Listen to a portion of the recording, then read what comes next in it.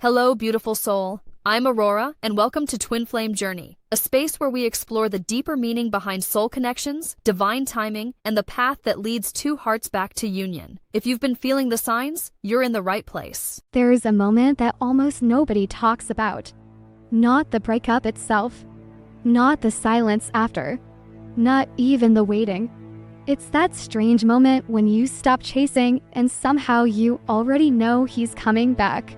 And it doesn't feel cinematic. It feels uncomfortable.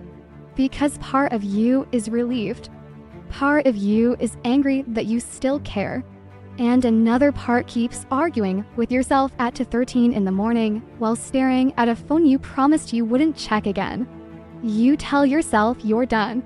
Then you hear a song he once played in the car without saying a word the entire drive. And suddenly your body remembers something your mind was trying to bury. Not fantasy, not obsession, just recognition. Like your nervous system noticed him before your ego could create another speech about moving on. And honestly, sometimes the intuition isn't soft or spiritual at all. Sometimes it feels irritating, heavy, distracting. Like knowing someone is emotionally circling back while they're still pretending to be unaffected. Because men do that sometimes. They disappear emotionally before they disappear physically. Then later they replay everything in silence where nobody can see it. And the confusing part is you can feel it happening before they say anything. Not because you're magical, but because when someone has genuinely loved you, even imperfectly, traces of them remain in the smallest behaviors. The pauses, the hovering, the almost texts, the random late-night profile views, the emotional distance that somehow still feels emotionally occupied. This isn't about high-vibrational union. This is about the painfully human experience of sensing someone returning emotionally before they're brave enough to admit it to themselves. And sometimes, you hate that you're right. I don't think the moment happens the way people describe it online. It's usually not graceful. There's no dramatic final realization, no candle-burning piece, no perfect "I release him" with love speech whispered into the universe while soft music plays in the background. Most of the time it happens because you're exhausted, emotionally exhausted. The kind where your body gets tired before your heart does. You stop checking your phone not because you've healed, but because your chest physically can't handle another cycle of hope and silence. And honestly, that's the part nobody romanticizes enough. The exhaustion. The humiliating little routines you quietly develop while waiting for someone who keeps emotionally hovering in your life without fully showing up. Checking his last active status, then pretending you weren't checking, opening the chat thread, scrolling up for no reason, rereading one specific conversation because his tone sounded softer that night, typing, "I miss you," deleting it, typing, "Hope you're okay," deleting that too, then locking your phone dramatically like you've finally reclaimed your power only to unlock it 8 minutes later. Because your nervous system is still looking for him before your pride can intervene. And eventually something strange starts happening. Not suddenly, quietly. You stop chasing, but you don't stop feeling. That's the confusing part. Because people act like letting go means becoming emotionally blank, detached, clean, spiritually composed. Sometimes it's the opposite. Sometimes you stop chasing because your emotions finally collapse under the weight of carrying the entire connection alone. And weirdly, that's when the intuition starts getting louder. Not louder in a mystical way. More like your body notices things your mind no longer has the energy to overanalyze. You'll be washing dishes and suddenly feel this heavy emotional pull in your chest out of nowhere. You'll wake up at 3:17 a.m. after dreaming about him, irritated at yourself because you genuinely went to full days without thinking about him that much. And now suddenly there he is again. Not as fantasy, more like emotional static. A presence, a memory that feels active instead of archived. I remember one night I was driving home late after buying groceries I didn't even need. I think I was just trying to get out of the house because silence had started sounding too loud. And his favorite song came on. Not even our song. Just one he used to play absent-mindedly while driving. And my stomach dropped so fast it actually annoyed me. Because I hadn't been crying anymore. I hadn't been spiraling anymore. I had finally reached that numb stage where you start cleaning your apartment aggressively instead of processing emotions. You know that stage? Where suddenly your entire personality becomes reorganizing drawers and deleting old screenshots because feeling everything became too exhausting. And still, there he was. Not physically, but emotionally. Like some unfinished sentence sitting in the room with me. And the worst part is part of you already knows. You know he's not completely gone. Not because you're delusional. Not because you're obsessed. But because human beings leave traces behind when they genuinely care about someone. Even emotionally unavailable people do. Especially emotionally unavailable people, honestly. They just express it in confusing ways, delayed ways, sometimes deeply cowardly ways. And I think divine feminine intuition gets misunderstood because people turn it into something overly polished and spiritual when sometimes it's painfully ordinary. Sometimes intuition looks like this. You suddenly stop feeling desperate, and almost immediately his energy starts moving again. A random text, a song reposted that feels suspiciously specific, a mutual friend mentioning him out of nowhere, his name appearing in stupidly small places after weeks of silence. And you sit there arguing with yourself because you don't want to be the person reading into everything. So you downplay it. It's probably nothing. But then your body reacts before your logic does. That's the uncomfortable part. Your chest tightens. Your attention shifts. Your nervous system notices him before your ego can deliver another lecture about moving on. And I know how insane that sounds to people who haven't experienced it. I used to judge it too. Until I lived it. Until I realized human connection is a lot less rational than we pretend. Especially after emotional intimacy. Especially after someone sees parts of you that you don't normally let people touch. Because men sometimes they leave physically before they leave emotionally. Women do too, to be fair. But this particular kind of masculine withdrawal has its own texture to it. He says he needs space, but then watches your stories within minutes. He disappears emotionally for weeks, then randomly likes a photo at 1:12 in the morning like his loneliness slipped and hit a button before his pride could stop him. He acts distant after intimacy, not because he felt nothing. Sometimes because he felt too much and genuinely didn't know how to regulate it. That doesn't excuse it, but it's real. And I think the feminine eventually feels the difference between a man who truly detached and a man who's emotionally fighting himself in silence. The second one feels messy, inconsistent, hot and cold in ways that make you question your sanity. Because one day he seems completely gone. The next day you feel him everywhere. And maybe the hardest part is admitting that sometimes your intuition makes you angry. Nobody talks about that enough. How irritating it feels to still sense someone emotionally when you're actively trying to move on with your life. You'll literally be doing better. Sleeping more, eating normally again, laughing without forcing it. Then suddenly something shifts. A feeling, a heaviness, an emotional pull that makes no logical sense. And your first reaction isn't spiritual enlightenment. It's usually, oh my God, not again. Because part of you doesn't even want him back anymore. At least not the version of him that left you emotionally confused.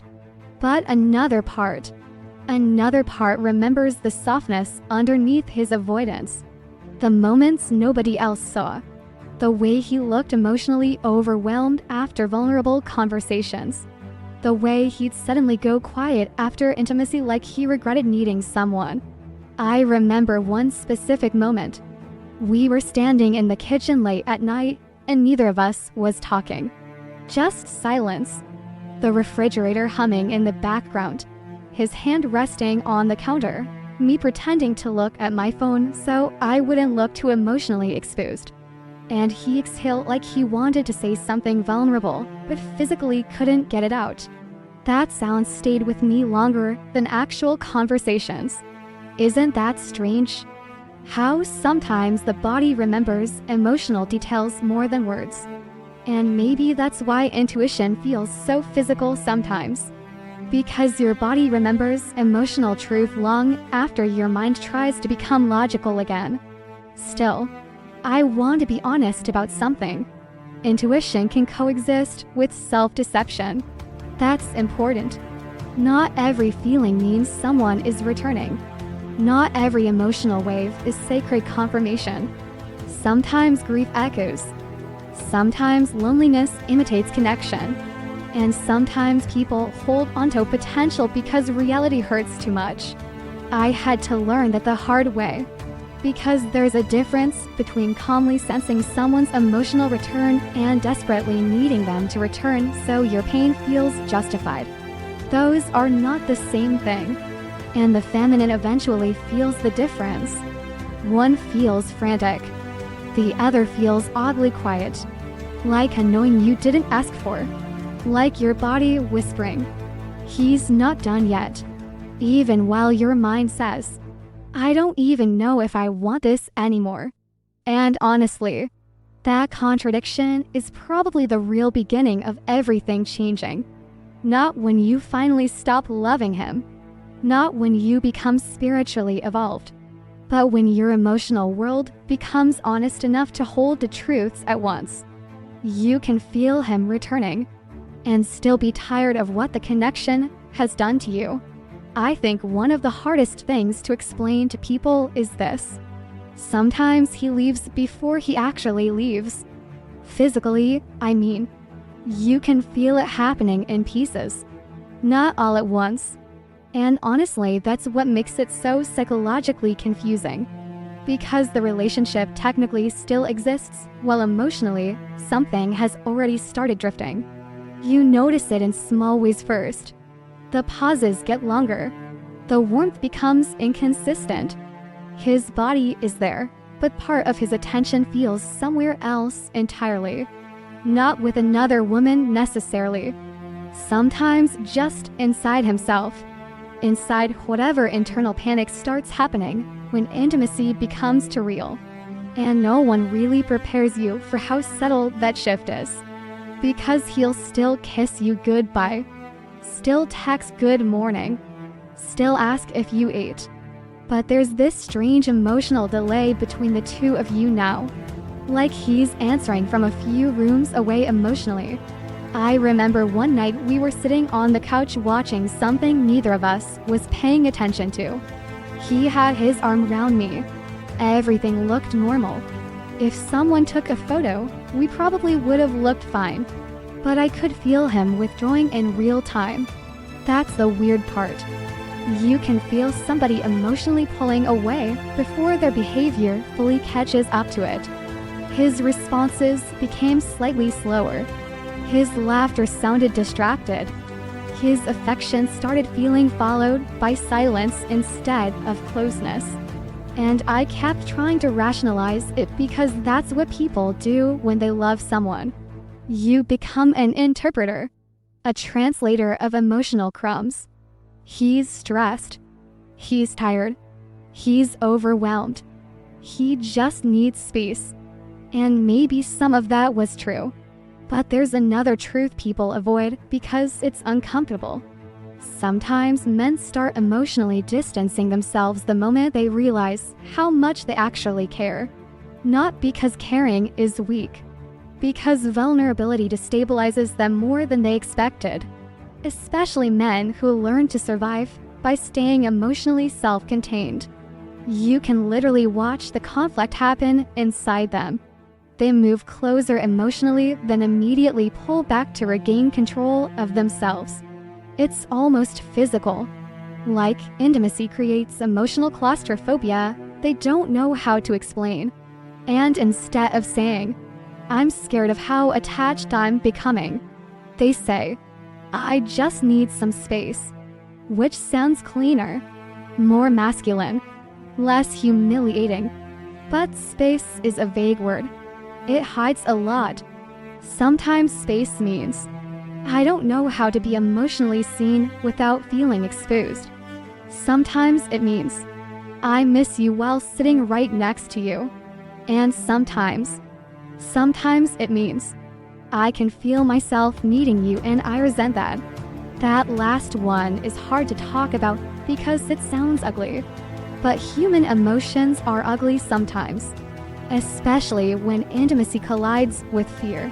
I remember after one particularly vulnerable night together, he became colder the next morning.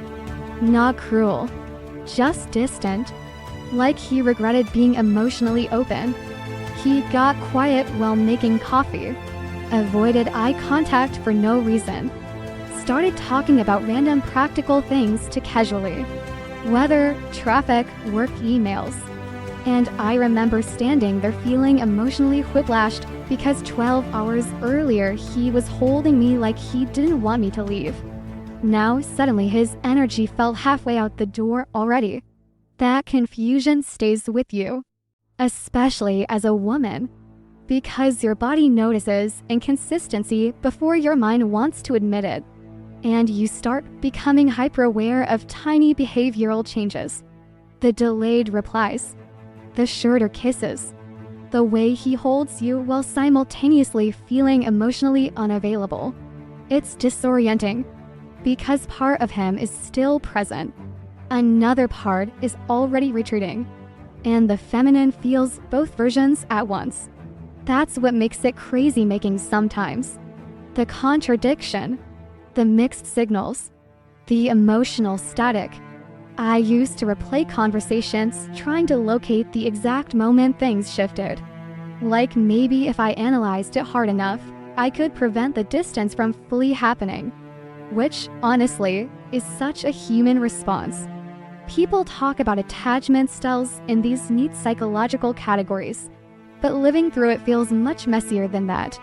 It looks like staring at your phone after sending a vulnerable text and instantly regretting it.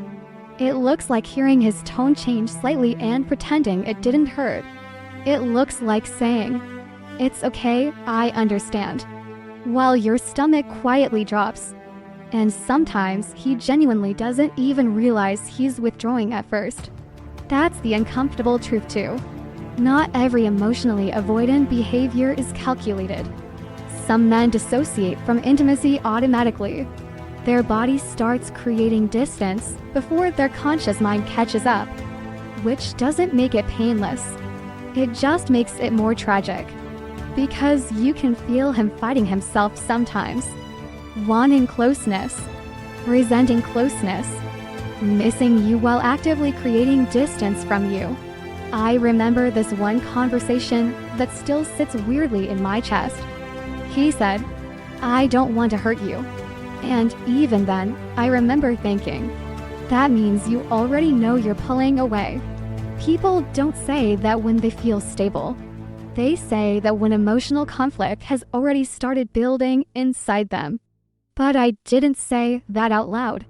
I just nodded, like most women do when they're trying not to scare a man further away with the full intensity of what they're perceiving. And honestly, women notice more than men realize. Not because women are magical, because emotionally attached people become extremely observant. You notice the sigh before the silence, the hesitation before the withdrawal, the emotional exhaustion hiding underneath irritation. And I think what hurts the most is that sometimes he still loves you while he's pulling away. That's the part nobody wants to admit, because it would be easier if emotionally distant people simply felt nothing. But some of them feel too much and have absolutely no idea how to hold it.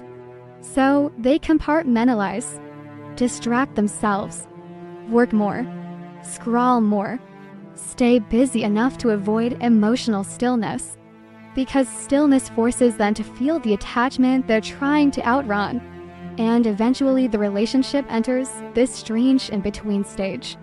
Not fully connected, not fully over, just emotionally limping forward. You start sensing his absence even while he's still texting you, and he starts sensing your sadness while pretending everything is manageable.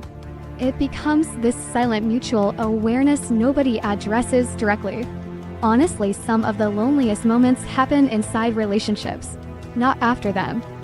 Sitting beside someone who loves you, but cannot fully stay emotionally present is a very specific kind of heartbreak. Because there's no clean ending yet. Just confusion. Tiny griefs accumulating quietly. I remember one night he fell asleep beside me after we had barely spoken all evening. And I stayed awake staring at the ceiling, feeling this horrible instinct in my chest. Like something was already ending. Not dramatically. Just slowly. Softly. Like a door quietly closing inch by inch. And what's disturbing is how often intuition shows up through the body first. Tension, headaches, chest heaviness, sudden anxiety before he pulls away more. Your body recognizing emotional instability before your mind can logically confirm it. I think that's why women sometimes feel crazy in these dynamics. Because the emotional truth arrives internally before external evidence fully appears. So you question yourself. Am I imagining this? Am I becoming insecure? Am I overthinking? Meanwhile, his behavior keeps subtly changing in ways difficult to explain to outsiders. Because from the outside, nothing looks dramatically wrong yet. But internally, the emotional temperature changed weeks ago. And here's the part I wish more people admitted. Sometimes he knows exactly what he's doing. Sometimes he absolutely feels the distance growing. Sometimes he misses you while actively avoiding deeper conversation with you. Human beings are contradictory. Men especially can compartmentalize longing and avoidance at the same time. He can think about you constantly while still refusing to text. He can stalk your profile and still ignore your message. He can love you and resent the emotional responsibility of that love simultaneously. Those things coexist more often than people want to believe. And eventually he leaves physically too. Or emotionally enough that the difference barely matters anymore. But even then, part of him often hasn't fully left. That's why the energy afterward feels so unresolved. Because emotional detachment rarely happens in one clean motion.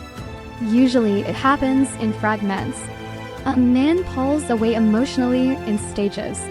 Denial first, distance second, silence third, then much later.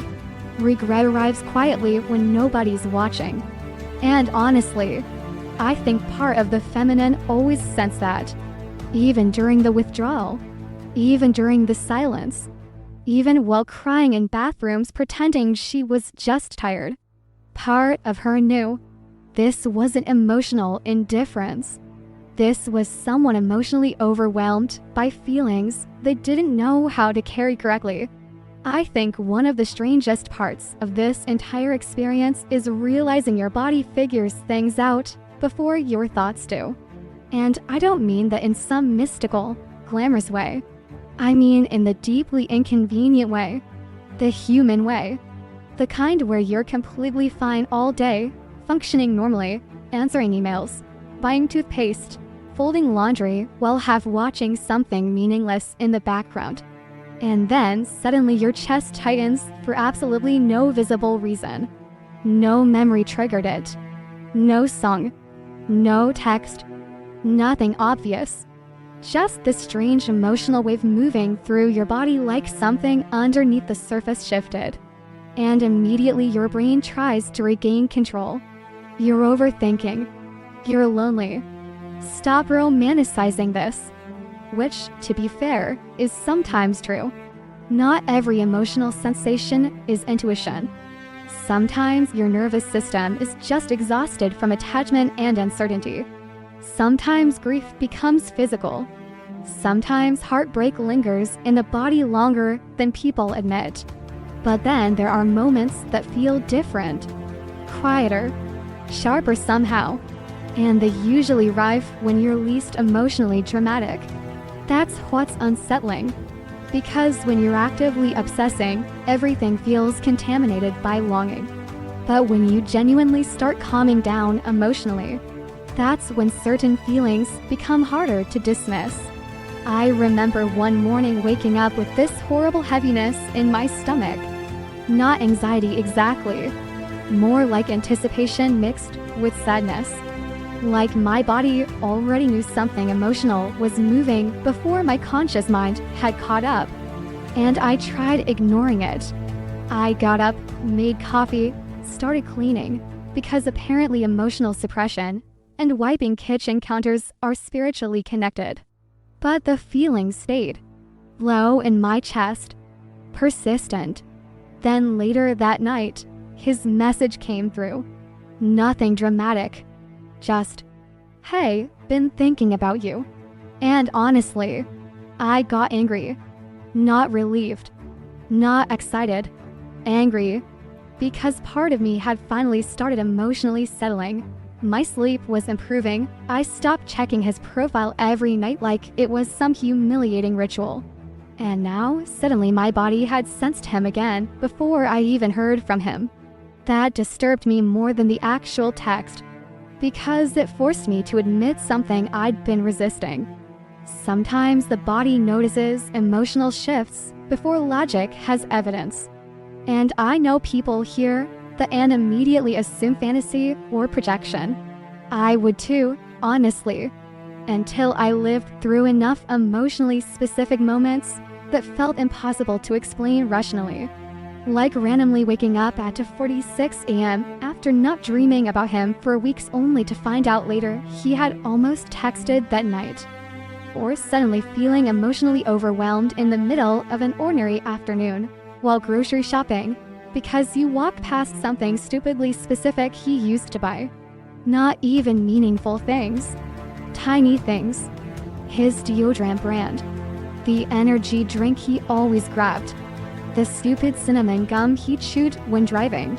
And suddenly your body reacts before your thoughts fully form. That's the important part. The body reacts first. Your stomach drops. Your breathing changes. Your chest tightens. And then your mind rushes in afterward trying to explain or suppress what just happened. I think people underestimate how physical emotional attachment really is. We talk about love like it exists only in thoughts and feelings, but attachment lives in the nervous system too. In routine, in sensory memory, in muscle memory almost. That's why certain people stay with you physically long after separation. Your body memorized them. The cadence of their footsteps, the sound of their keys at the door, the exact pause before they said something emotionally vulnerable. I still remember how he used to exhale when he was overwhelmed, but pretending he wasn't. Most people wouldn't even notice it. But once you love someone deeply, you start reading microscopic changes in them. And afterward, your body keeps searching for those patterns even when they're gone. That's why healing isn't linear. Because sometimes your body reacts to emotional absence like withdrawal. You can know logically the relationship wasn't healthy for you and still physically miss their presence. That contradiction humbled me, especially because I wanted to be better at moving on, more detached, more evolved. But real grief isn't elegant. Real attachment isn't spiritually aesthetic. Sometimes it's literally just standing in your bathroom holding your phone and arguing with yourself for 20 minutes. Because you want to text someone you know would destabilize your peace. And sometimes you don't even want to text them. You just want relief from the emotional tension living inside your body. That's different. I remember there were days I genuinely thought I was over him. Then suddenly something tiny would happen and my entire nervous system would react before my mind could regulate it. One time I heard someone laugh in a restaurant, and for half a second it sounded exactly like him. My entire body turned before my brain even processed why. That moment stayed with me because it was so automatic. Not romantic. Automatic. Like my body still recognized him as emotionally significant even after everything. And honestly, that scared me a little. Because people online love saying, if they hurt you, detach immediately. As if the body works like a light switch. It doesn't. Especially after emotionally intense connections. The body takes longer to understand endings than the mind does sometimes. And the feminine often feels this deeply because women are conditioned to override their instincts while simultaneously being hyper-tuned emotionally. So you end up trapped between intuition and self-doubt constantly. Am I sensing something real? Or am I just emotionally attached? Is this intuition? Or loneliness wearing a prettier outfit? I used to have entire internal arguments with myself while driving. Like full conversations. You need to let this go. I know. Then why do you still feel him? I don't know. Maybe because you miss him. I do miss him. No, you miss potential. And then silence. Because honestly, sometimes both are true. That's the uncomfortable maturity heartbreak forces into you. You stop needing everything to fit into neat categories. Sometimes intuition and grief overlap. Sometimes longing disguises itself as certainty. Sometimes your body remembers emotional safety even when your mind remembers emotional inconsistency. Human emotions are layered like that. And I think what made this experience especially confusing was how often my body reacted during moments my mind felt calm. That's what made me pay attention. Because obsession feels loud. But intuition often feels strangely quiet. Like a subtle internal shift you almost ignore. A thought that passes through softly. He's thinking about you again. And immediately your logical mind goes, that's ridiculous. But then little things start happening. Not magical signs. Human signs. A delayed message. A mutual friend mentioning him randomly. His sudden reappearance online after weeks. A song sent with no explanation. Emotion moving through indirect channels because direct vulnerability still terrifies him. And masculine avoidance can feel incredibly confusing from the feminine perspective because men often reconnect energetically before they reconnect behaviorally. Meaning, he feels you before he reaches out. He thinks about you before he admits it. He circles emotionally before he returns directly. That creates this strange emotional static women pick up on, especially emotionally intuitive women. And again, I'm careful with this because I don't want to romanticize hypervigilance. There is a difference between intuition and anxiety. Anxiety feels frantic, urgent, like survival. Intuition feels quieter, almost emotionally inconvenient, like information you didn't ask for.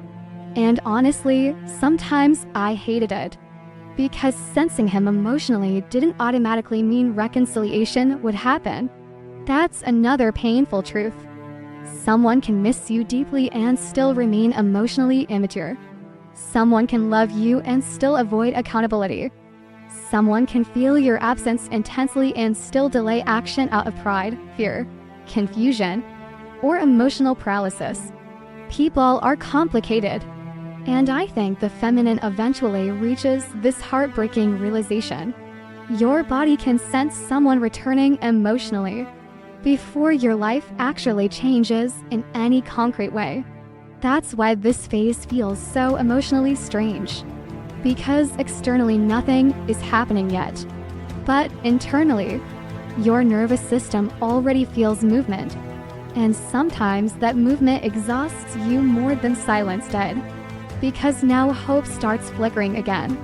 Tiny, dangerous hope. The kind you try not to feed. The kind you pretend not to notice. You tell yourself, it doesn't matter. Meanwhile, your body already knows he's emotionally circling the connection again. And maybe the hardest part is this. You don't even know whether that realization comforts you or breaks your heart all over again. I think one of the most psychologically confusing parts of separation is realizing silence doesn't always mean absence. Sometimes silence is full of unsent messages, full of pride, full of avoidance, full of emotional conversations happening internally that never reach the other person. And honestly, that realization made me angry for a while. Because when someone goes quiet, you assume the feeling disappeared too. That's the logical conclusion. If they cared, they'd speak. If they missed you, they'd call. If it mattered, they'd act differently. Right? Except human beings are rarely that emotionally clean. Especially men who learn to internalize everything until their emotions become private wars nobody else can see. I used to think silence meant certainty. Now I think silence often means conflict. Internal conflict. And the feminine feels that conflict long before there's proof. That's what makes this phase so emotionally disorienting. Because externally, nothing is happening. No texts. No conversations, no closure, but internally you can feel movement. Not every day, not constantly, but enough to disturb your peace. Enough to make you pause while putting groceries away, because suddenly his energy feels emotionally close again for no obvious reason. And the frustrating part is how subtle masculine behavior becomes during this stage. Because men in emotional avoidance rarely disappear completely. They hover. That's the word. Hovering. Watching from a distance while pretending distance means detachment.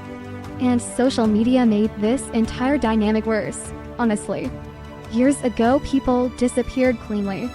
Now, people vanish emotionally while still quietly orbiting your life through screens. Viewing stories. Appearing online late at night. Watching without interacting, liking something random after weeks of silence like their loneliness slip for half a second. It's emotionally confusing because the contact is indirect, cowardly sometimes, but emotionally revealing anyway. I remember one night I posted something completely ordinary. Nothing emotional, just coffee and a blurry picture of the rain outside my apartment window. And within 2 minutes, he watched it. 2 minutes. After weeks of silence, I stared at my screen longer than I want to admit. Not because it meant something huge, but because tiny behaviors start feeling emotionally loud when someone has gone quiet. Especially when you know their habits. He wasn't even active online much. So now suddenly he's awake at 1:18 a.m. watching my story immediately. And this is where the feminine starts arguing with herself again. It's meaningless. Okay, but why does it keep happening? Stop reading into things. I'm trying. And honestly, that internal battle becomes exhausting. Because part of you genuinely wants to move on with dignity. You don't want to become someone decoding breadcrumbs like emotional forensic evidence. But another part of you recognizes emotionally inconsistent behavior because you lived inside the relationship long enough to know how he operates. And men who suppress emotions often express longing indirectly first, not through vulnerable conversation, through proximity, through hovering, through low-risk contact that lets them feel emotionally connected without fully exposing themselves. It's immature sometimes, but it's real. I think women underestimate how often men emotionally revisit relationships in silence.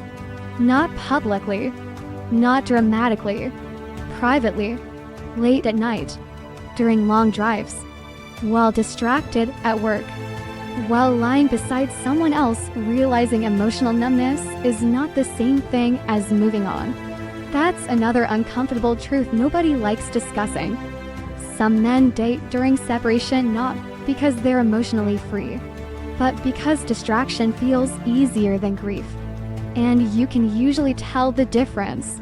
Distraction energy feels restless, performative almost, like someone trying to convince themselves they're unaffected. Meanwhile, emotionally, they're still circling the same unresolved attachment underneath all of it. I remember hearing through mutual friends that he was doing fine, and that phrase irritated me more than it should have. Doing fine. What does that even mean? People say men are fine because they go to work, because they post gym selfies, because they laugh in public. Meanwhile, nobody sees them sitting in parked cars at night replaying conversations they acted unbothered by. Nobody sees the emotional shutdown after intimacy with someone new because comparison quietly entered the room. Nobody sees them opening your profile, then closing it immediately like touching something emotionally dangerous. Men are often taught to perform stability long before they actually feel it. And women misread that performance constantly. I did too. I assumed silence meant relief. I assumed distance meant certainty. But emotionally avoidant people can miss you intensely while actively avoiding deeper contact with you. That contradiction used to confuse me so much. How can someone miss you and still stay silent? But then I started understanding something uncomfortable about emotional avoidance. For some people, missing you increases the fear instead of reducing it. Because missing you confirms attachment. And attachment feels vulnerable, especially after separation, when pride and regret start mixing together. So instead of reaching out clearly, they hover indirectly. Watch from a distance. Test emotional access without fully risking rejection. That's why random interactions during separation feel so psychologically loaded. The accidental likes, the disappearing reappearances, the oddly timed messages. None of it feels emotionally stable because it isn't. It's someone trying to feel connected without fully surrendering control. I remember one particular night I almost texted him. Not because I felt empowered. Honestly, I felt emotionally weak. It had been raining all evening, and for some reason rain always made the silence louder. I had already brushed my teeth, already turned the lights off. And still I was sitting there in the dark holding my phone, reading old messages like they contained answers instead of memories. I typed, "Do you ever miss me?" Then deleted it immediately because even seeing the sentence written out made me feel exposed. And suddenly I had this horrible realization. If I'm struggling this much not to reach for him, maybe he's struggling too. Not equally, not perfectly, not in the same way. But humans don't emotionally detach on command just because relationships end, especially not emotionally intense ones. And I think the feminine eventually senses when the silence contains emotional suppression instead of genuine indifference. Those two silences feel different. Indifference feels cold but clean. Suppression feels emotionally noisy underneath, like someone holding themselves back constantly. You can almost feel the restraint in it. And honestly, masculine avoidance after emotional intimacy can become painfully predictable sometimes. First comes the distancing, then the silence, then the distraction phase. Overworking, overtraining, random emotional numbness mistaken for healing. Then eventually the emotions leak through sideways.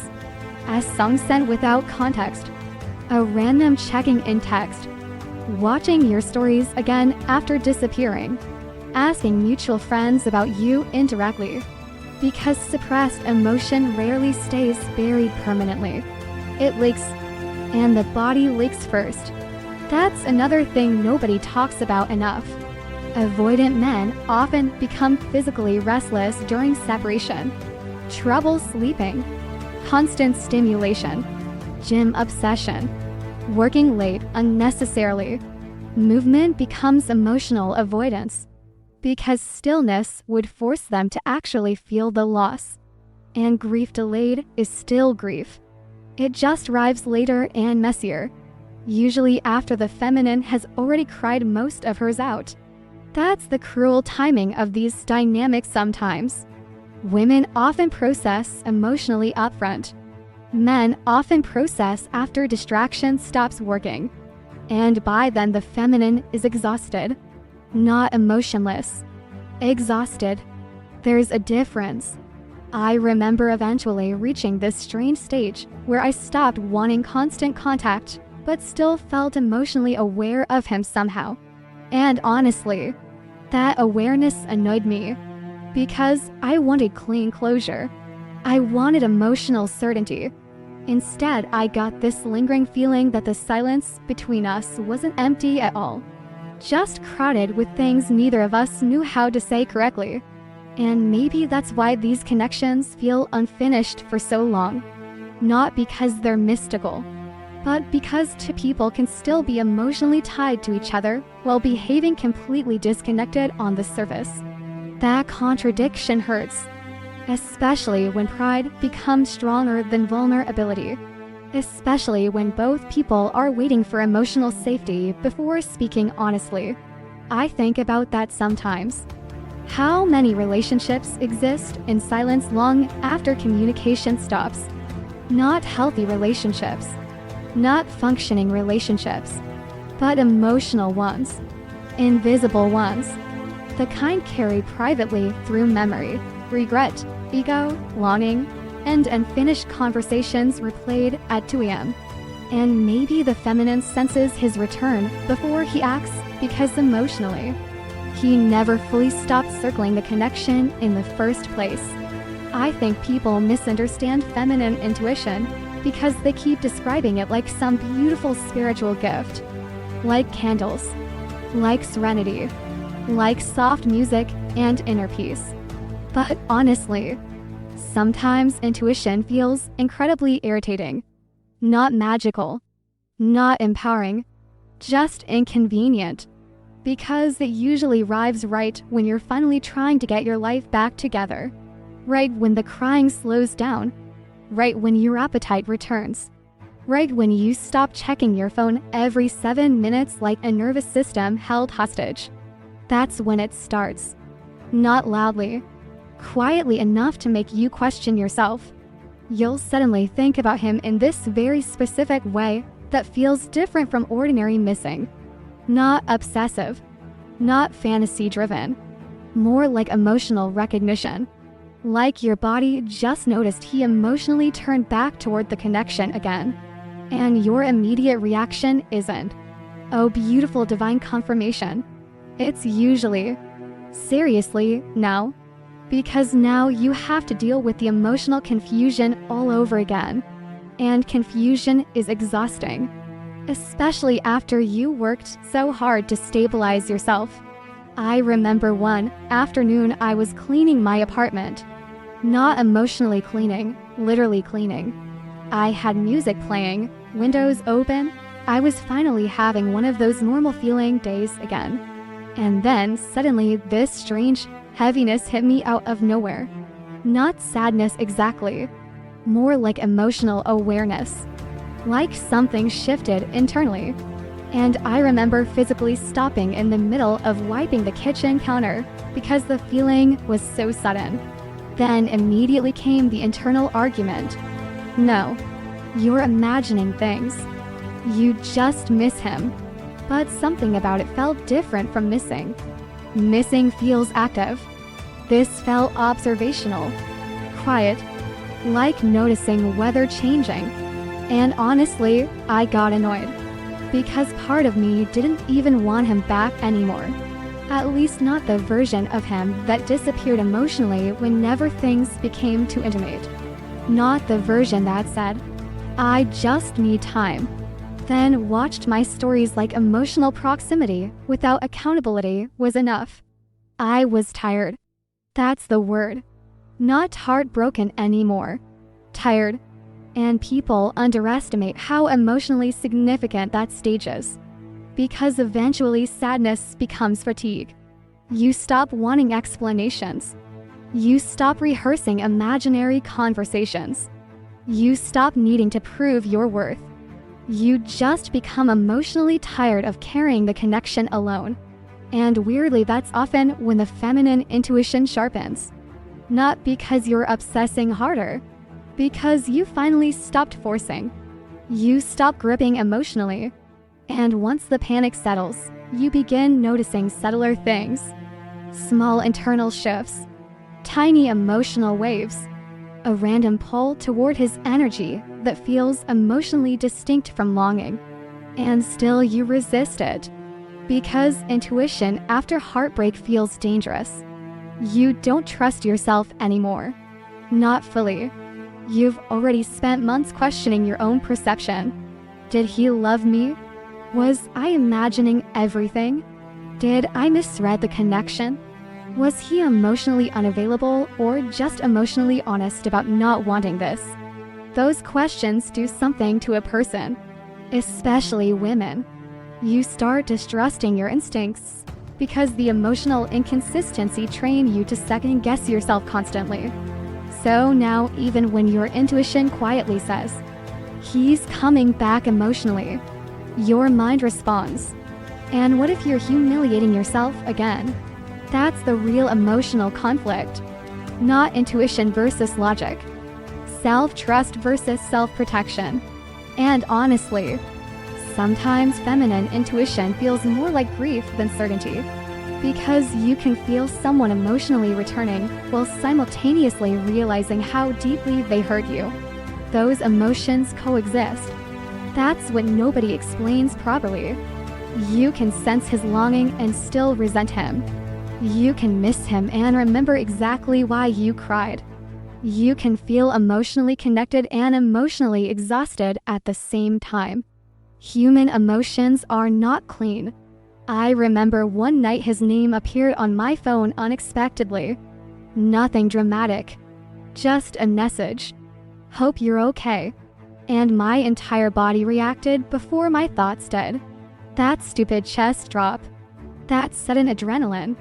Like my nervous system still recognized him as emotionally significant no matter how much healing I had done. And for one split second, I felt relief. Pure relief. Then almost immediately after came anger. Because now everything hurt again. Not fully, but enough. Enough to reopen the emotional ache slightly. And I just stared at the message thinking, why does this still affect me? That's the embarrassing part people don't talk about enough. How humiliating it feels when someone still has emotional access to your body after all the distance. Especially when part of you genuinely wants freedom more than reunion. I think women feel ashamed of that contradiction sometimes. The simultaneous desire for closeness and distance. But honestly, that contradiction is deeply human. Because love and self-protection often collide after emotional pain. Part of you wants his arms round you again. Another part remembers crying because of him. Part of you misses the intimacy. Another part remembers the confusion after intimacy. That emotional duality becomes exhausting to carry. Especially because intuition doesn't erase memory. And memory is physical too. Sometimes I still remember tiny details that had no business surviving that long. The way he rested one hand on the steering wheel while driving. The specific silence after arguments. How he'd suddenly become extra affectionate when he sensed emotional distance growing between us. The sound of him opening the fridge late at night without speaking. It's strange what stays. Not always the big moments. Sometimes the smallest details become emotionally immortal. And I think that's why certain intuitions feel so visceral. Because your body attached meaning to ordinary moments. A smell, a tone of voice, the way he exhaled before saying something vulnerable. I still remember one particular silence between us more vividly than entire conversations. We were sitting in the car after dinner, neither of us speaking. Streetlights moving across his face while he stared out the windshield. And I could physically feel something emotional trapped inside him. Like he wanted closeness and feared it simultaneously. At one point, he almost said something, then stopped himself. And that moment haunted me for months afterward, because emotionally unfinished moments linger longer than completed ones. That's another painful truth. Closure is underrated. The nervous system hates unfinished emotional experiences. It keeps revisiting them, searching for resolution, which is why feminine intuition during separation becomes so psychologically complex. Because sometimes you are genuinely sensing emotional movement from him, but your own unresolved attachment is amplifying everything too. And it takes emotional maturity to admit both things can exist at once. I had to learn not to romanticize every emotional wave. Because not every feeling means reunion. Not every dream means destiny. Sometimes your body is simply remembering. Sometimes loneliness creates emotional projection. And honestly, social media made this 10 times worse. One late-night profile view can send someone into a 3-hour spiral trying to decode emotional meaning from digital crumbs. I've done it. Most people have. You tell yourself you're just casually checking. Then, suddenly you're analyzing timestamps like an FBI investigator with emotional trauma. Why did he watch immediately? Why did he unblock me? Why did he post that song? Meanwhile, your peace quietly evaporates. And I think the feminine eventually becomes exhausted not just from missing him, but from carrying the emotional ambiguity of the entire connection. That's why intuition can feel annoying instead of beautiful, because it arrives inside someone already emotionally overextended. Someone trying to heal. Someone trying not to reopen wounds that barely closed. And still, the knowing remains. Quietly, persistently, not obsessive, just present. Like your body softly recognizing, he's emotionally circling back again. And maybe the hardest part is that your intuition doesn't automatically tell you what to do with that information. That's where people romanticize too much. Because sensing someone's return emotionally does not magically erase the damage. It doesn't instantly rebuild trust. It doesn't answer whether reconciliation would actually be healthy. Sometimes intuition simply reveals emotional truth without offering emotional safety. And honestly, that realization changed me, because I stopped seeing intuition as permission to wait. Instead, I started seeing it as awareness. Awareness that someone could miss me deeply and still be emotionally inconsistent. Awareness that someone could return and still not be ready. Awareness that love alone doesn't automatically create emotional maturity. That's the painful adulthood hidden inside these connections. And maybe that's why feminine intuition often feels bittersweet instead of comforting. Because deep down, you already know his return won't magically erase what happened between you. Part of him may be coming back emotionally, but part of you is no longer the same woman who waited for him the first time. I don't think masculine regret arrives the way people imagine it does. It's usually not dramatic. No movie scene. No sudden epiphany in the rain. No immediate emotional breakthrough where he finally understands everything perfectly. Honestly, I think regret sneaks in quietly through ordinary moments. Embarrassingly ordinary moments. That's what makes it real. It happens while he's driving home from work with one hand on the steering wheel and his thoughts drifting somewhere he didn't intend them to go. It happens in grocery store aisles, at red lights, at 1:00 a.m. when distractions finally stop working and the silence in his apartment starts sounding too loud. And I think women sense this stage before men admit it even to themselves. Because emotionally avoidant men don't usually process loss directly. First they escape it, then eventually they collide with it. And by the time they fully feel it, the feminine is often already emotionally exhausted from carrying the grief upfront. That timing creates so much pain between people. Because while she was crying openly, he was distracting himself privately. While she was overthinking conversations, he was trying not to think at all. And then one day something shifts. Not all at once, just enough. I remember realizing this after talking to a male friend who went through a breakup years ago. He said something so painfully human I never forgot it. He told me, "I didn't really feel the breakup at first. I just felt relieved from the emotional pressure. Then months later, everything hit me at once over stupid things." Stupid things. That part stayed with me. Because people assume emotional realization comes through major events. But usually it's the tiny mundane details that destroy emotional avoidance. The coffee mug she always used. The empty passenger seat. Hearing a joke and instinctively reaching for the phone before remembering. That's when the emotional reality becomes unavoidable. Not because he suddenly became spiritually enlightened. Because routines stopped protecting him from grief. And masculine regret often looks deeply unromantic at first. Restlessness, irritability, trouble concentrating, random emotional heaviness he can't fully explain. He starts feeling her absence in practical places first. That's what's so sad about it. Not the fantasy version of her. The ordinary version. The real one. The way she filled space without trying. The way she asked if he ate. The sound of her moving round the kitchen. The way she'd quietly touch his arm while talking. I think men realize emotional attachment through absence more than presence sometimes. Because while the relationship exists, they still believe they can manage the emotional intensity later. Then later arrives. And suddenly her absence is everywhere. I imagine him standing in the grocery store longer than necessary because he passed something she used to buy. Not even emotional things, just ordinary things.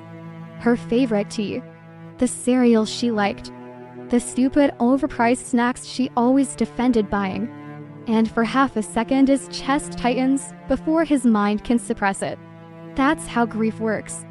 The body reacts first. And honestly, I think masculine regret contains a lot of shame people don't talk about enough.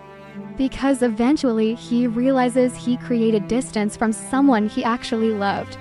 Maybe imperfectly, maybe inconsistently, but genuinely. And that realization is humiliating. Especially for emotionally avoidant men who spent months convincing themselves they just needed space. I think there's a deeply uncomfortable moment where he realizes the silence didn't actually give him peace. It just delayed the emotional impact. And now it's catching up anyway. Usually at inconvenient times. Driving alone at night. Lying awake after casual intimacy that felt emotionally empty. Watching her slowly detach emotionally and realizing he expected her to wait longer than she did. That last one hits hard. Because men sometimes assume emotional access will remain available indefinitely. Not consciously, but emotionally. He assumes she'll still care. And maybe she does. But something in her changed while he was busy avoiding. That realization destabilizes him more than he expected. Especially once he senses she's becoming emotionally calmer without him. Not happier necessarily, just less reachable. That's when masculine panic quietly starts. Not loud panic. Internal panic. The kind hidden underneath casual behavior. I think that's why men often circle back indirectly first. Watching, checking, hovering emotionally. Because by the time regret fully arrives, vulnerability suddenly feels terrifying. Now he has something to lose emotionally. Now rejection feels possible. Now he has to confront the possibility that she may no longer trust him the way she once did. And honestly, some men become emotionally awkward when they realize they still love someone, especially after separation, because now every interaction feels loaded. Even simple texts. I imagine him typing messages and deleting them repeatedly. Hey, delete. Been thinking about you. Delete. How have you been? Delete. Not because he feels nothing, because now the emotional stakes feel real. And men who struggle with emotional vulnerability often freeze when feelings become undeniable. I remember once hearing a man describe regret in a way that felt painfully accurate. He said, "I thought I wanted freedom, then I got it, and suddenly nothing felt warm anymore." That sentence haunted me, because emotionally avoidant people often confuse emotional distance with emotional peace, until the emotional numbness starts becoming loneliness instead. And loneliness has a way of forcing honesty out of people eventually, especially late at night. Late night emotions are dangerous because distractions stop working then. No noise, no productivity, no performance, just memory. And memory becomes strangely sensory during this phase. He remembers the specifics. The way she laughed unexpectedly. The smell of her shampoo on his hoodie weeks later. The silence after arguments. The softness after intimacy. Not just emotionally idealized memories. Human memories. Messy memories.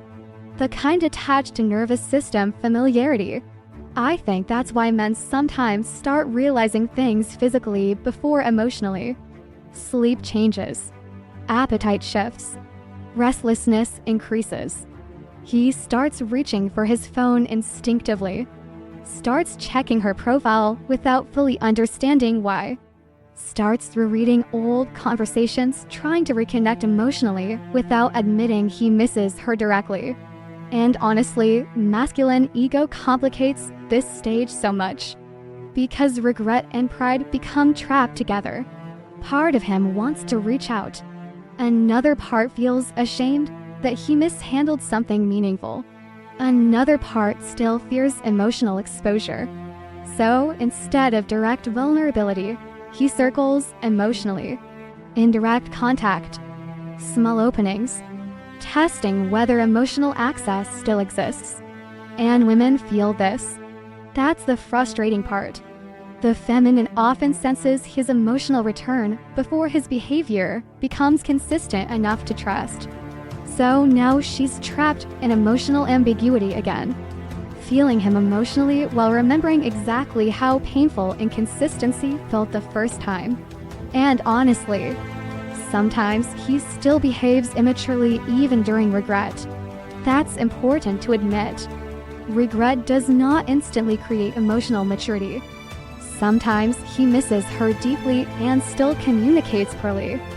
Sometimes he thinks about her constantly and still avoids accountability. Sometimes he wants intimacy again while still fearing what intimacy requires emotionally. Human beings are contradictory like that, especially wounded people. I think one of the saddest realizations for masculine energy is understanding too late that emotional safety mattered more than emotional freedom. Because freedom without connection starts feeling emotionally hollow eventually. And by the time he realizes this, she's no longer standing in the exact same emotional place where he left her. That's what separation changes. Not just the relationship, the people inside it. I imagine him scrolling through her profile one night and suddenly noticing subtle differences in her energy. Not even physical changes. Something quieter. She looks calmer somehow, more self-contained. And instead of feeling relieved, he feels unsettled. Because now he realizes she may actually survive losing him. That realization hurts more than he expected. Not because he wanted her suffering. Because emotionally avoidant people often don't realize the depth of attachment until attachment stops reaching for them constantly. The silence feels different once she stops emotionally chasing. And that's usually when the regret deepens. Because now there's space for him to hear his own feelings clearly. No emotional noise. No arguments. No reassurance. Just his own unresolved attachment finally surfacing. And honestly, I think some men spend months pretending they don't miss her while secretly carrying her through almost every ordinary part of their day. That's the tragedy of delayed emotional processing. By the time he fully understands what she meant to him, she's already exhausted from surviving the absence of him. I think one of the most confusing parts of loving someone emotionally avoidant is realizing they often pull away hardest right after moments of closeness. Not before intimacy, after it, which feels backwards when you're the one experiencing it. Because from the feminine perspective, closeness should create more closeness. You open up emotionally. You share vulnerability. You finally feel connected again. And then suddenly, he becomes distant, colder, quieter, like something inside him slammed shut overnight. And honestly, if you've never experienced this kind of dynamic before, it can make you feel insane. Because the contrast is so sharp. One night he's emotionally present. Soft, open, attentive. The next morning he's replying with one-word answers while staring at his phone like eye contact suddenly became dangerous. And the feminine always notices the shift immediately. Always. Even when she pretends not to. I remember one specific morning after a really intimate night together. Nothing dramatic happened. No argument. No tension. We had stayed awake talking until almost sunrise. The kind of conversation where people accidentally become too emotionally honest because they're tired enough to stop performing. And for a few hours he felt completely there. Not guarded. Not emotionally split in half. Just present. I remember lying there thinking, there you are. Like I had finally met the version of him hiding underneath all the emotional management. Then the next day he became strangely withdrawn. Not mean. Honestly, that's what made it hurt worse. He still kissed me goodbye. Still asked if I got home safe. But emotionally he was already retreating. I could feel it. The warmth had tension inside it now. Like part of him regretted how emotionally exposed he had been. And I spent days trying to understand what changed when really nothing changed. That was the problem. The intimacy became real. And real intimacy destabilizes people who learn to associate vulnerability with danger. I think women personalize this too much sometimes. We assume, if he pulled away, I must have done something wrong. But honestly, some men pull away precisely because the feelings became too real. Not because they felt nothing. Because now they feel too much.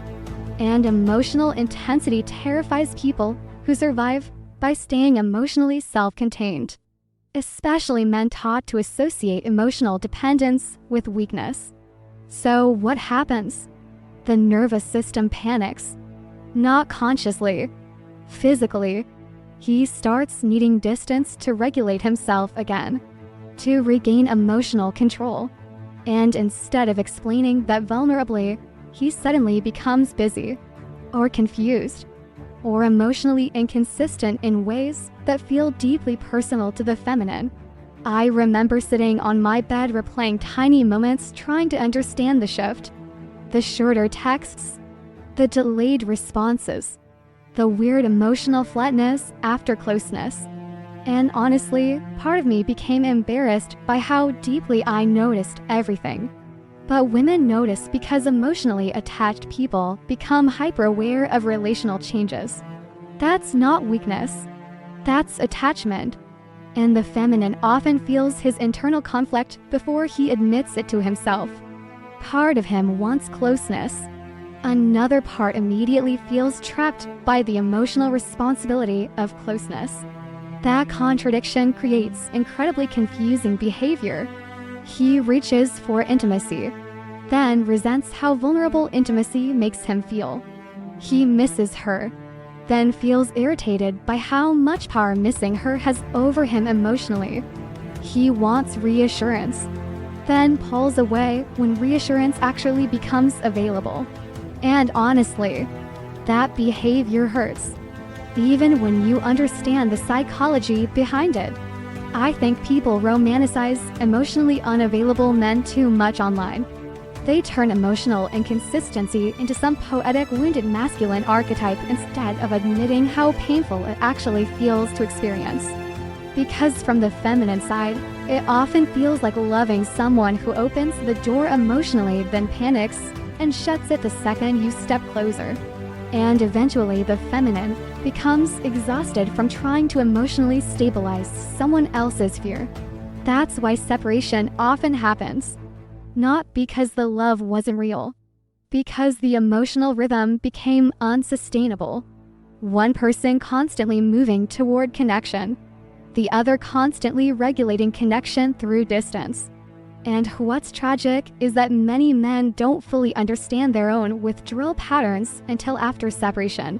During the relationship, the distancing feels justified, necessary even.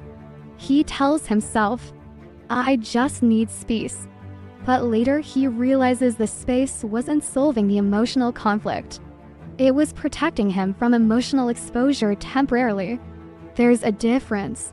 And honestly, masculine withdrawal after intimacy can become almost predictable once you've lived through it enough times. First comes closeness, then emotional overwhelm, then distancing, then silence, then eventually missing her intensely once the emotional panic settles. That cycle repeats constantly in emotionally avoidant dynamics. And the feminine keeps hoping the next moment of closeness will finally stay. But it rarely does. Not until he becomes conscious of his own fear. I remember once he looked at me in this very specific way after we had a vulnerable conversation. Not loving exactly. Terrified. Like he suddenly realized I could emotionally affect him more deeply than he intended. And that moment changed something for me because I realized emotional avoidance ain't always emotional absence. Sometimes it's emotional overload. Again, that doesn't excuse the damage, but it explains the contradiction. Why someone can pursue intimacy and flee from it almost simultaneously. Why he can miss her desperately while ignoring her texts. Why he can emotionally return then pull away again right when things start feeling close. People think inconsistent behavior means inconsistent feelings. Sometimes it actually means conflicting feelings happening at the same time. And honestly, men are often less emotionally linear than women realize. A man can love you and resent needing you simultaneously. He can crave emotional safety and fear emotional dependence simultaneously. He can want intimacy while grieving the loss of emotional independence intimacy requires. Those things coexist. Especially in men who learned early that vulnerability creates pain, shame, or loss of control. I think part of masculine immaturity is not knowing how to stay emotionally present once attachment deepens. So instead of saying, "I'm overwhelmed by how real this feels," he unconsciously creates distance. And distance temporarily restores emotional control. Until loneliness arrives later. That's the irony. The space that once felt relieving eventually becomes unbearable too. But by then damage already exists. The feminine has already cried herself numb 3 separate times trying to survive the inconsistency. And honestly, one of the most painful parts is how different his energy feels after intimacy. Women notice this deeply. Some men become softer after closeness. Others become colder, more detached, more distracted, almost irritated. And if you don't understand avoidance, you assume, "He regrets me." Sometimes that's not actually true. Sometimes he regrets his own vulnerability more than the connection itself. That's an important distinction. Because emotionally avoidant men often experience emotional exposure as weakness afterward. So they compensate by becoming distant again. Not because the intimacy meant nothing, because it meant too much. I remember an internal conversation I had with myself during this phase. He's pulling away again. Maybe he just needs time. No, something scared him. What? Being seen. That realization hit me harder than I expected. Because emotionally avoidant people often want love deeply. They just don't want the loss of emotional control love creates inside them. And real intimacy always removes some level of emotional control. That's what intimacy is. Being emotionally affected by another person. Being reachable. Being vulnerable to loss. Some men spend years avoiding that realization through emotional distancing patterns. Until eventually they lose someone important enough to force self-awareness onto them. And honestly, that's usually when the return begins emotionally. Not when he stops loving her. When he realizes distance didn't actually protect him from attachment after all. Because now she's gone. And he still feels her everywhere. In silence. In memory. In routine. In ordinary moments that suddenly feel emotionally heavier than they used to. And that realization creates another wave of panic entirely. Because now he has to face something emotionally uncomfortable. The intimacy he ran from became the exact thing he couldn't fully let go of afterward. I think this is the chapter nobody really wants to talk about honestly. Because it ruins the comforting version of the story. It's easy to talk about intuition when it feels validating. When the signs appear. When the messages arrive. When the silence suddenly breaks. But what about the moments where you genuinely cannot tell whether you're sensing something real? Or just emotionally starving for resolution? That's the part that humbles you. Especially after a deep emotional connection. Because once someone has lived inside your nervous system long enough, their absence starts echoing through everything. And if you're not careful, you can mistake emotional imprinting for destiny. I had to learn that the hard way. There were nights I was absolutely convinced I could feel him thinking about me. Not in some dramatic psychic way. Just this strange emotional pressure. Like he was emotionally close again suddenly. And sometimes I was right.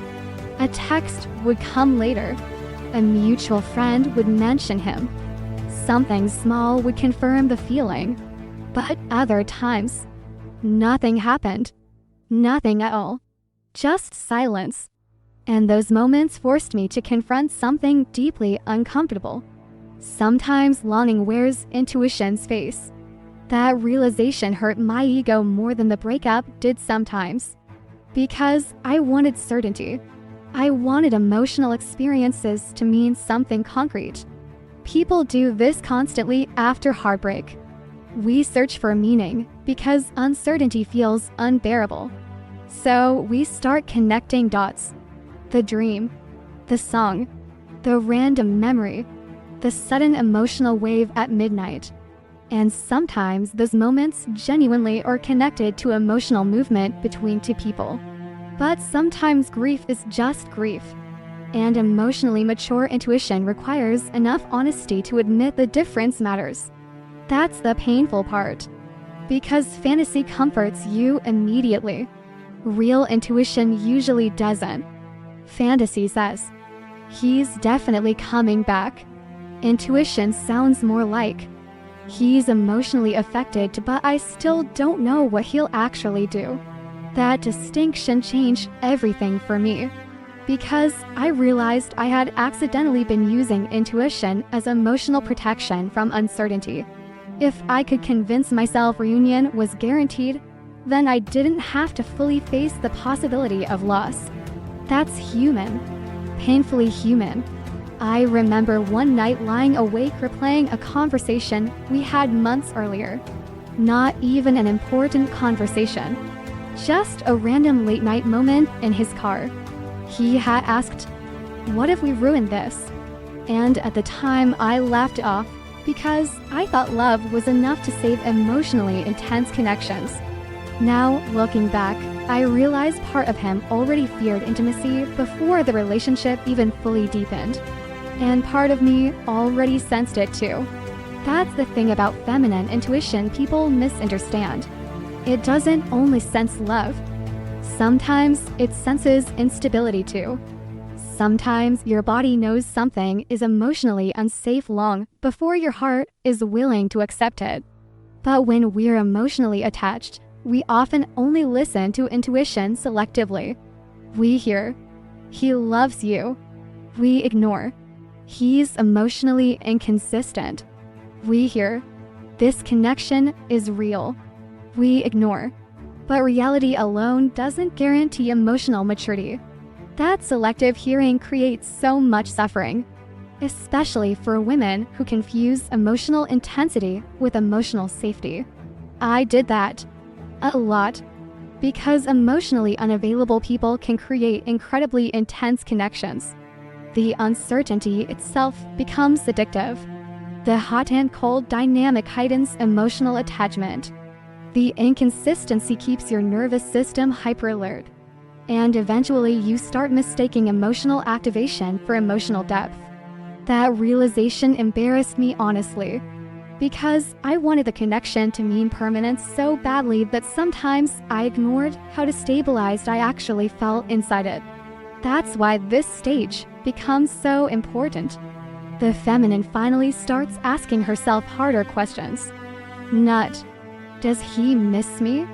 The real question becomes, "Can I trust myself to see this clearly?" That's much harder, because clarity requires grieving fantasy too. Not just the relationship. The fantasy version of the relationship. The version where love automatically transforms emotional avoidance. The version where longing guarantees accountability. The version where intuition means eventual consistency. Sometimes it doesn't. And honestly, I think some women stay emotionally trapped because fantasy feels safer than reality. Reality says, "He may love you deeply and still not know how to love you well." That truth hurts differently, because now there's no villain, just emotional limitation. Just two people colliding with each other's wounds in ways neither fully knew how to navigate. And maybe that's why feminine intuition feels so emotionally complicated. Because deep down she often senses both truths simultaneously. She senses his attachment, and she senses his incapacity. She feels the connection, and she feels the instability inside it too. That contradiction creates emotional confusion. I remember having this internal conversation with myself one night after almost texting him again. "You still feel him." I know. So maybe this means something. Maybe. Then why are you scared? Silence. Because the fear wasn't about whether he loved me anymore. The fear was, what if he comes back emotionally unchanged? That's the part people romanticize away. Reunion sounds beautiful until you remember the emotional reality that existed before separation. The inconsistency, the distancing, the emotional confusion after intimacy. And suddenly your intuition stops feeling comforting. Now it feels complicated, because part of you wants him. Another part fears repeating the same emotional cycle. And honestly, that fear is healthy. I think emotionally mature women eventually stop asking, "Is he coming back?" and start asking, "If he comes back, what version of him is returning?" That question changes the entire energy, because now intuition is no longer feeding fantasy. Now it's working alongside discernment, and discernment feels much quieter than obsession. It's less dramatic, less desperate, more honest. I remember eventually reaching this strange emotional place where I could admit, yes, I still feel connected to him, without automatically turning that feeling into certainty about the future. That emotional separation mattered.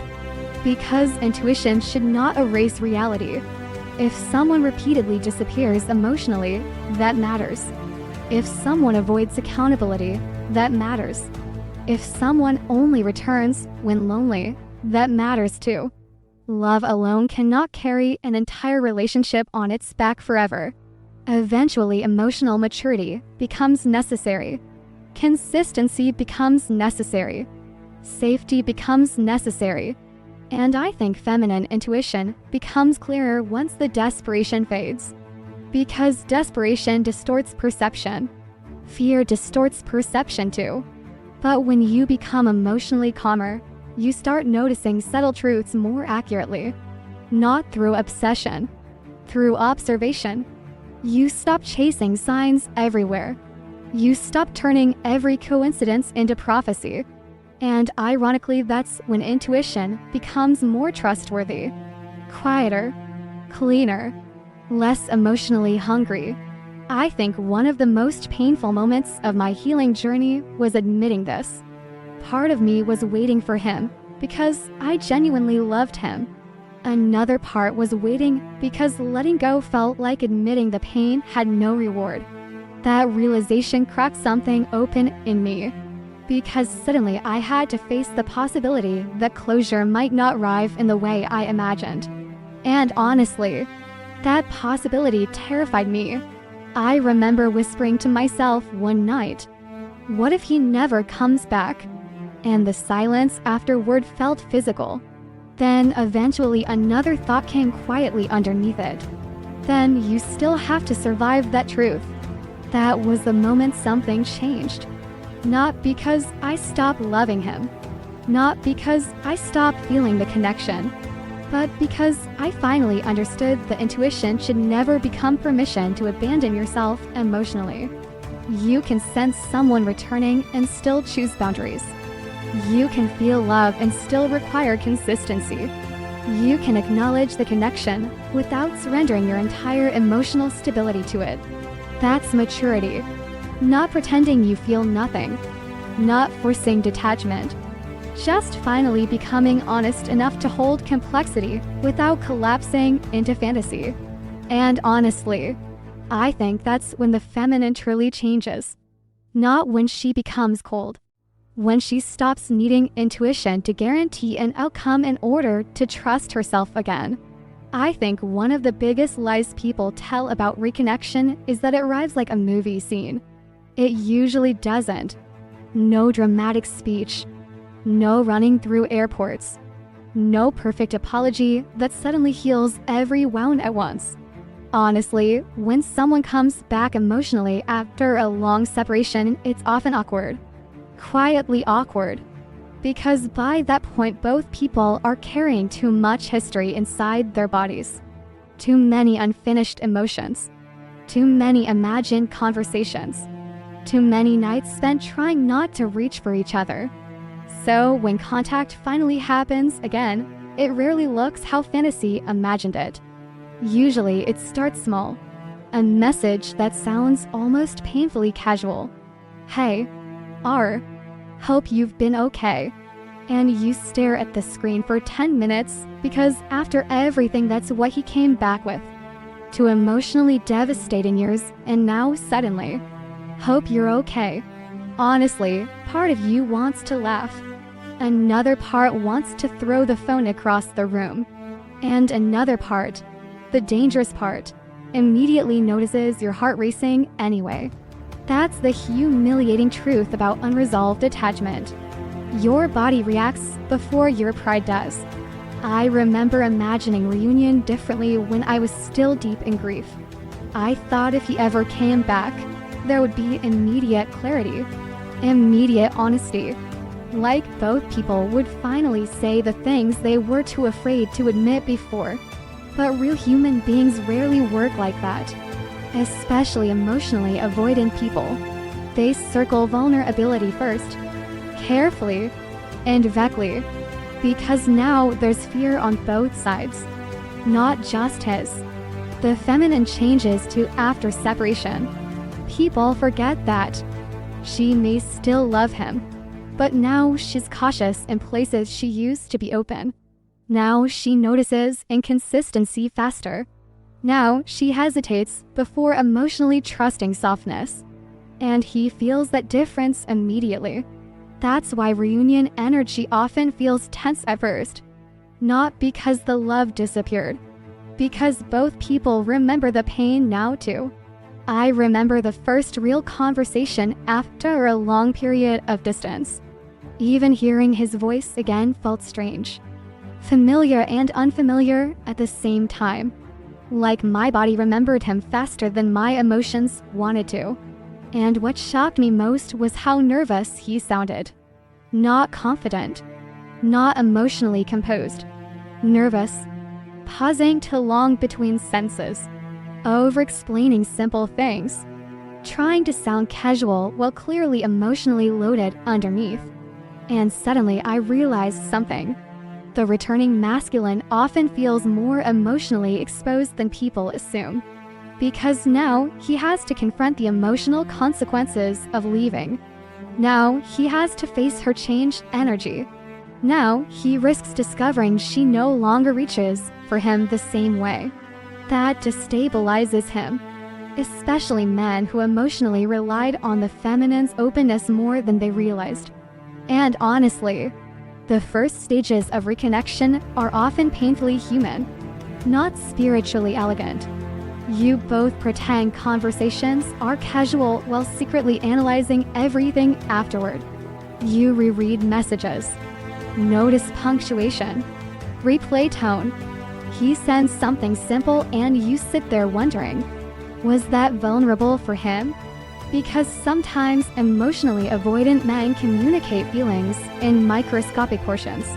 A longer text than usual, a late-night message, a memory brought up carefully, tiny emotional risks disguised as normal conversation. And the feminine notices every single one. Of course she does. Her body has spent months learning his emotional patterns. But what's strange is how guarded she becomes now too. Because part of her still wants closeness. Another part remembers exactly what closeness cost her emotionally the first time. That contradiction changes the entire reunion dynamic. Now both people are scared. Just differently. I remember one moment during reconnection where there was this long silence on the phone. Not uncomfortable exactly. Heavy. And finally, he said, "I don't really know how to do this." That sentence felt more honest than any polished apology could have. Because honestly, most people don't know how to reconnect after emotionally damaging each other. There's no script for it. Especially when love remained underneath the separation. That's what makes it emotionally complicated. If the feelings disappeared completely, moving on would probably hurt less. But when the feelings survive while trust weakens, that creates tension. And tension lives inside every interaction afterward. I think women secretly expect the returning masculine to come back transformed. Perfectly self-aware, emotionally fluent, suddenly capable of expressing everything clearly. Sometimes that happens. Most of the time, he's still human. Still emotionally awkward. Still figuring himself out while trying not to lose her again. That's important to admit honestly, because reunion can become another fantasy if you're not careful. The returning man is not suddenly a flawless emotional being. Sometimes he still hesitates, still struggles to communicate consistently, still fears vulnerability even while moving toward it. Growth is rarely linear. And honestly, some of the most emotional moments during reconnection are embarrassingly small. Not grand confessions. Tiny things. The way his voice softens accidentally. The way he lingers before ending conversations. The way he suddenly remembers details about you he pretended not to care about.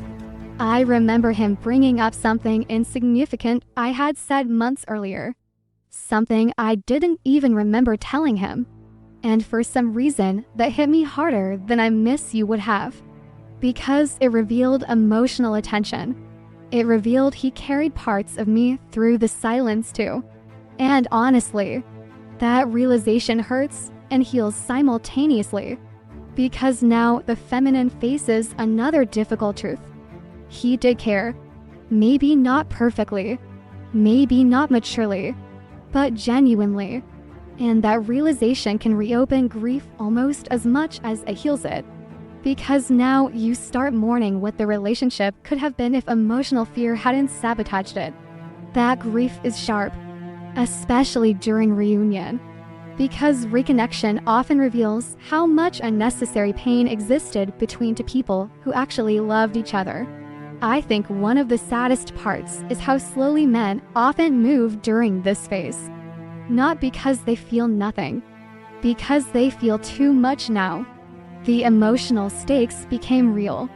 Now he understands she might actually walk away permanently if he mishandles things again. Now vulnerability feels dangerous in a different way. Before, intimacy threatened his independence. Now, emotional honesty threatens rejection. That's why the returning masculine often circles emotionally before fully stepping forward. Testing safety. Watching her responses carefully. Trying to sense whether emotional access still exists. And honestly, the feminine does the same thing. Nobody says exactly what they feel immediately. Not at first. Because both people are protecting bruised parts of themselves now. I remember internal conversations becoming exhausting during this phase. He's trying. Is he? I think so. Then why does this still feel uncertain? Because emotional rebuilding is slow. And uncertainty doesn't disappear overnight just because someone returned. That's the reality nobody romanticizes enough. Love returning does not automatically restore emotional safety. Trust rebuilds slower than longing. Much slower. And honestly, sometimes reconnection feels emotionally messy before it feels beautiful. There are awkward pauses, miscommunications, old fears resurfacing unexpectedly. Sometimes he pulls back slightly again after vulnerable moments. Sometimes she becomes emotionally distant suddenly because old pain gets triggered. Both people are carrying memory now. Memory changes everything. I think the feminine eventually realizes reunion is not the reward fantasy promised.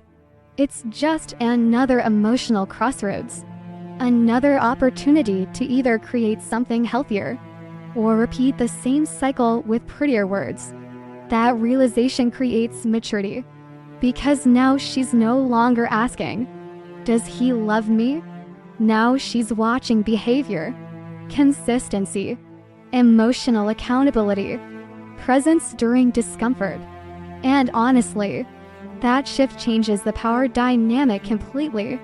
Because the feminine who survived the separation is not the same woman who begged for clarity inside it. Now she can love him and still walk away if necessary. That's new. And the masculine feels it too.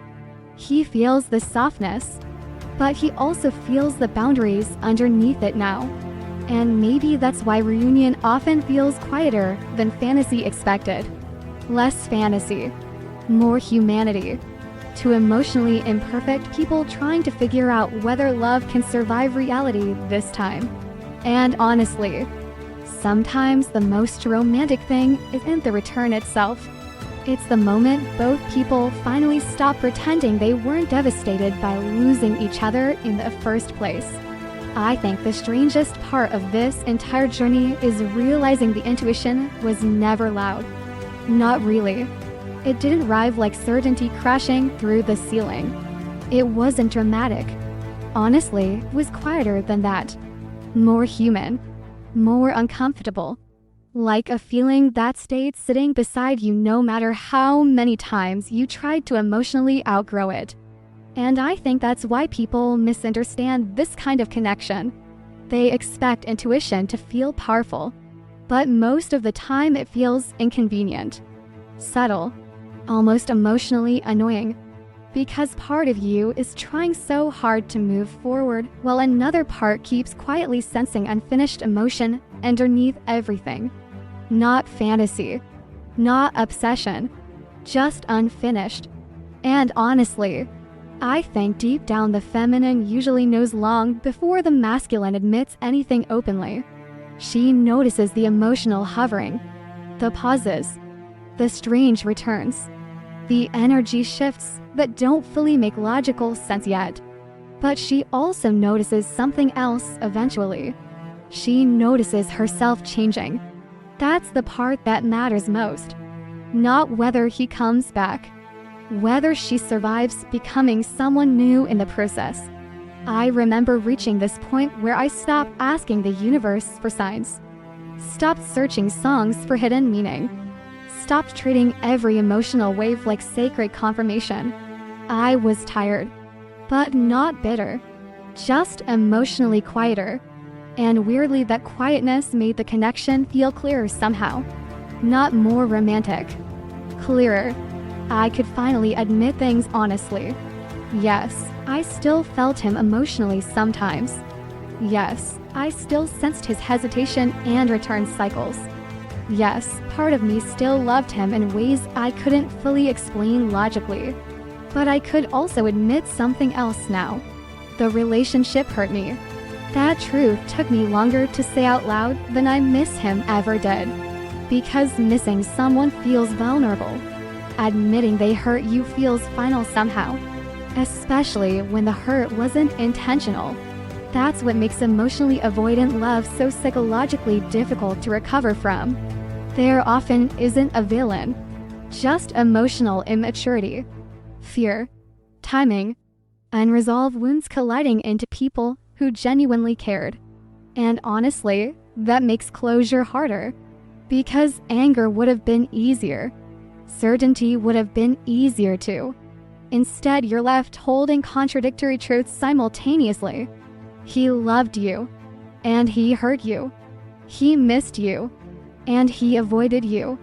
He wanted intimacy, and feared it enough to sabotage it repeatedly. Those contradictions become emotionally exhausting after a while. I remember one night sitting alone in my apartment after reconnecting with him briefly again. Nothing bad had happened.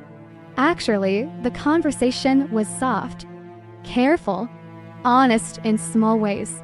But afterward, I sat on the edge of my bed feeling this steep ache in my chest I couldn't explain. And eventually, I realized what it was. Grief. Not because I lost him completely. Because I finally understood love was never the only issue between us. That realization changes you. Especially when you spent so long believing love would eventually fix everything if both people just felt enough. Sometimes they do feel enough, and still don't know how to hold each other correctly. That's the tragedy. I think deep down the feminine often senses this before she consciously accepts it. That's why her intuition feels bittersweet instead of euphoric. Because somewhere inside her body she already knows. His return will not erase what happened. And honestly, it shouldn't. Pain matters. Memory matters too. I used to think healing meant becoming emotionally detached from him entirely. Like one day I would wake up and feel absolutely nothing. No pull, no ache, no recognition. But real healing ended up looking different. Softer, more complicated. I could still feel connected to him sometimes without abandoning myself inside the connection anymore. That distinction changed everything. Because before, every emotional wave pulled me completely under. Now I could observe it without collapsing into it. I could miss him without idealizing him. Love him without removing accountability. Feel him emotionally without turning that feeling into permission to tolerate inconsistency again. That's maturity, I think. Not emotional numbness. Emotional honesty. And honestly, I think the masculine feels that shift too. He feels when the feminine stops chasing emotionally. Not because she becomes cold. Because her energy stops reaching for reassurance constantly. Now she's grounded differently. Sadder maybe. Wiser definitely. And that changes how he approaches her too.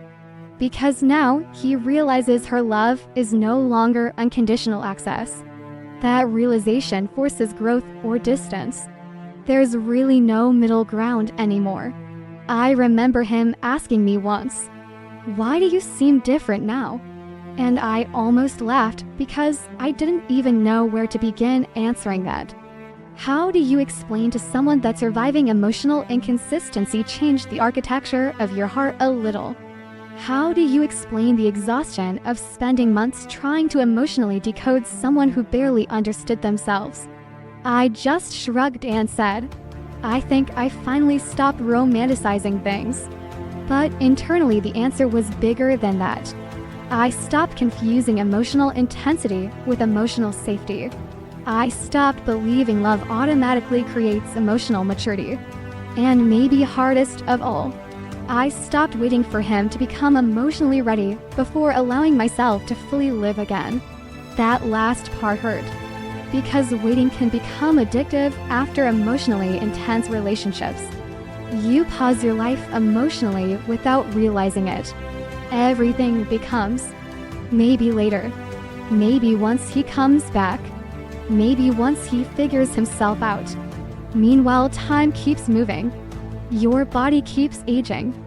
Your life keeps happening quietly in the background of someone else's emotional confusion. And eventually, the feminine reaches this deeply private moment where she asks herself, "What if I deserve peace even before certainty arrives?" That question changes everything.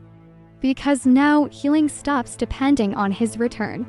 And ironically, that's often when the emotional connection becomes clearest. Not because she's obsessing, because she finally stopped bargaining with reality. I think that's why intuition becomes quieter near the end of these journeys. Less frantic, less desperate. It no longer screams, "Will he come back?"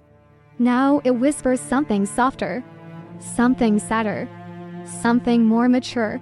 You already know he loves you in his own complicated way, but now you have to decide whether love is enough for you anymore. That realization broke my heart differently, because for so long the question was, does he feel this too? Then eventually the question became, what do I actually need in order to feel emotionally safe? And those are very different questions. I think people watching these connections from the outside often misunderstand the feminine. They assume she's weak for staying emotionally attached so long. But honestly, sometimes she stayed because she sensed the love underneath the fear the entire time. The problem was never emotional absence. The problem was emotional inconsistency. And inconsistency slowly exhausts even the deepest love eventually. I remember driving one night after one of our last conversations and realizing something strange. I wasn't crying anymore. That shocked me, because for months every interaction felt emotionally catastrophic. Now suddenly there was just ache. Quiet ache. Like my heart finally accepted complexity instead of fighting it constantly. And in that moment, I understood something I wish I knew earlier. Closure doesn't always arrive through endings. Sometimes closure arrives through understanding. Understanding that two people can deeply affect each other forever, and still struggle to build something stable together. That truth isn't romantic, but it's real. And honestly, I think that's why the feminine already knew all along. Not because she possessed magical certainty. Because emotionally intuitive people often sense truths before they're fully visible externally. She sensed his return before the texts. She sensed his regret before the apologies. She sensed his emotional circling before he consciously admitted it himself. But eventually, she sensed something else too. Herself, her limits, her exhaustion, her worth, her need for peace. And maybe that's the real ending here. Not reunion, not separation. Just a woman finally becoming honest enough to admit, part of him may always live inside her emotionally, but she can no longer abandon herself waiting for him to fully arrive thereto. Thank you for spending this moment with me. If this message resonated with your soul, remember to subscribe and continue this journey with us here on Twin Flame Journey. And always remember, what is meant for your soul will always find its way back to you. Until next time, beautiful soul, trust the journey.